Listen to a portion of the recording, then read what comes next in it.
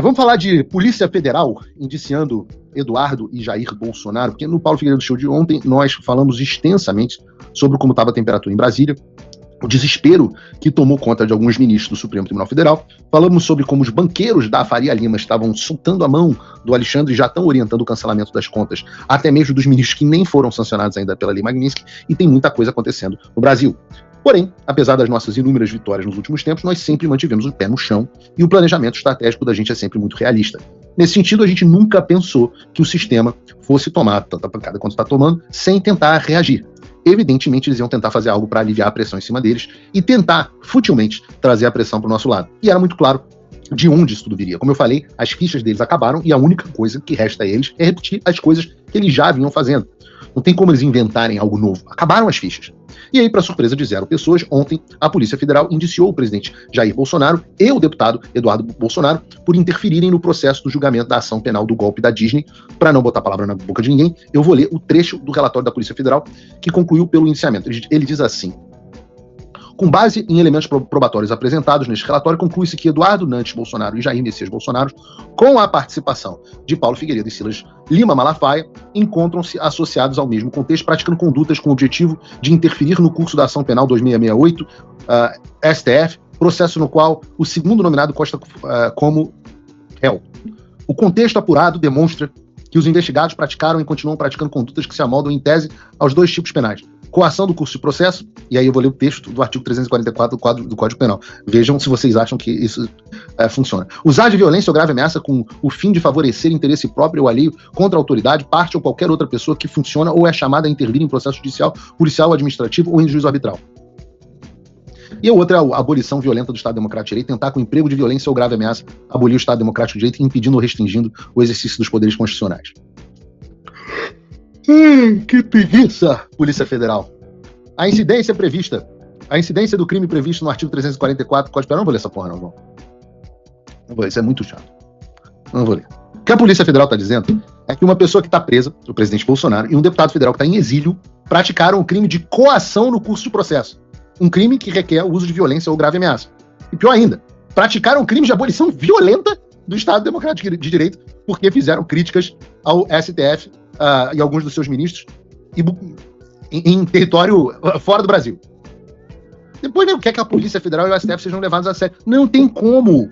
Não tem como. Não é à toa que vocês viraram piada no Brasil e viraram piada nos Estados Unidos. Não é à toa que vocês estão sendo sancionados. E daqui a pouco, tic-tac, tic-tac, tic-tac, daqui a pouquinho vai ter policialzinho federal sancionado também. A acusação que vocês estão fazendo é ridícula. Aliás, um ponto interessantíssimo. Vocês me citaram no relatório, mas estou vendo, saiu no Globo que ainda não decidiram não me indiciar. Ué, por quê? Por que não me indiciaram? Não entendi. Fico enciumado. Espero que vocês me indiciem. Só que, ao mesmo tempo que isso acontecia, outro alvo estava na mira da Polícia Federal. Simplesmente o pastor Silas Malafaia. O Silas Malafaia voltava ontem de um voo que partiu de Lisboa em direção ao Galeão, no Rio, desembarcou e a Polícia Federal cumpriu um mandato de busca e apreensão contra ele, levou os seus celulares e até os cadernos com as anotações bíblicas dele. Faz sentido, né? Afinal, esse negócio de cristianismo para esses caras é discurso de ódio, para esses servos do Satanás. Além da apreensão dos aparelhos, eles também implicaram medidas cautelares. O pseudo-juiz Alexandre de Moraes também deu medidas cautelares. Então, o Silas Malafaia está proibido de deixar o Brasil, mesmo com a agenda internacional dele de pregações do Evangelho, e de manter contatos com outros investigados, no caso, o Jair, o Eduardo e eu. E aí, já que hoje em dia o papel da Polícia Federal, hoje, basicamente, não lembro qual foi a última operação da Polícia Federal que desvendou corrupção, né? Cadê a investigação do INSS? Acabou. Polícia Federal hoje é um órgão de perseguição política. O trabalho da Polícia Federal hoje é prender idoso e vazar documento e conversas sigilosas. Fala pessoal, tá gostando desse vídeo? Não esqueça de deixar o seu like e se inscrever no canal Olavo Edu Carvalho para receber notícias quentíssimas todos os dias. Isso ajuda demais o nosso trabalho e o YouTube irá recomendar para mais pessoas. Minutos depois da apreensão do celular do Silas Malafaia, não necessariamente do celular do Silas Malafaia, porque acho que a Polícia Federal obteve muitos desses áudios do celular do presidente Bolsonaro, mas você começa a ver as conversas entre eles sendo vazadas para o público. E o objetivo é claro, o objetivo é o constrangimento. O objetivo não há nenhuma necessidade, essas investigações não têm absolutamente nada a ver, esses vazamentos não têm absolutamente nada a ver com o conteúdo internacional da nossa ação aqui nos Estados Unidos. Vamos fazer o seguinte, bota o áudio aí, o Bruno, e eu vou reagir.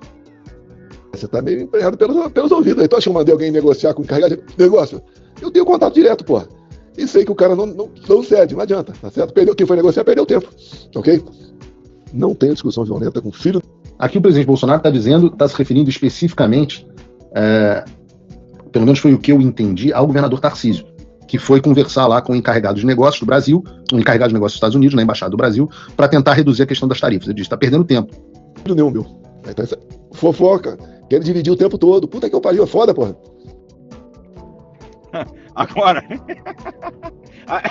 Agora, presidente, a boa. Dá parabéns ao Flávio, pô! Falou certo, cacete! Na CNN, na Globo News, eu não sou a favor da taxação, não, mas tem que sentar pra conversar sobre a anistia. Pô, tudo a carta do Trump é pra você. O Trump? Toda a arrombada que o Trump deu no mundo é sobre economia. O cara é tão conectado nos Estados Unidos que ele chama o Trump de Trump. Você, com o Brasil, é sobre você, cara. A faca e o queijo tá na tua mão, cacete. E nós não podemos perder isso, pô. E vem teu filho babaca falar merda, dando discurso nacionalista, que eu sei que você não é a favor disso. Dele um esporro, cara.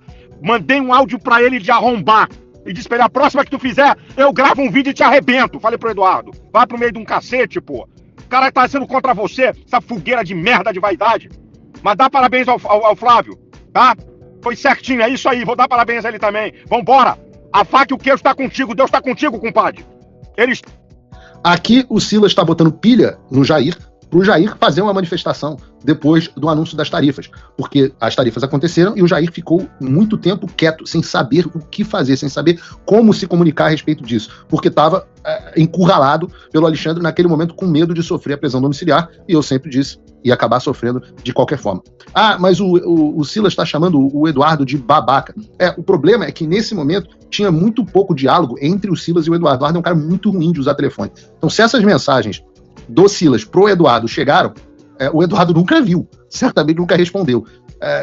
De fato, ele estava muito duro, etc, etc, e houve uma conversa, os dois ficaram na mesma página, e depois você vai ver como a postura do próprio Malafaia em relação ao Eduardo muda da água para o vinho, para usar uma metáfora bíblica que eu acho apropriada. Efetivamente, a forma como o Malafaia passa a ver a atuação do Eduardo muda da água para o vinho. Mas, em essência, o Malafaia estava correto em botar pilha no presidente Bolsonaro, para o presidente Bolsonaro se pronunciar. Eu acho legal, óbvio que não dá para vocês verem essas tretas que acontecem de bastidores, e muitas vezes eu venho aqui ao Paulo Figueiredo Show comentar várias tretas, comentar coisas que eu, com base em informações que eu não posso tornar público, eu não posso tornar esse tipo de informação pública, um áudio duro, uma treta que está acontecendo entre o Malafaia e o Eduardo, ou entre o Tarcísio e o Eduardo, etc, etc, porque são coisas de roupa suja sendo lavadas em casa. Mas muitas vezes os meus comentários partem de informações que eu não posso compartilhar com o público. E agora, quando vem ao público, a gente pode justificar. Eu acho difícil que, de fato, não estou dizendo que não aconteceu, eu acho difícil que o Malafaia tenha mandado um áudio pro Eduardo dizendo que se você fizer isso, eu vou te mandar um vídeo, tipo, te arrebentar, porque a personalidade do Eduardo ia virar e falar assim, então faz isso, grava aí um vídeo me arrebentando, eu gravo um te arrebentando e fica tudo certo. O Eduardo não tem muita personalidade para ficar sofrendo esse tipo de ameaça, não. E eu acho que o Malafaia fez aqui posso estar sendo injusto aqui, mas eu acho que ele fez uma bravatinha aqui, mas essencialmente tudo que o Malafaia está falando pro presidente Bolsonaro está correto. Faça o tal do triplo C.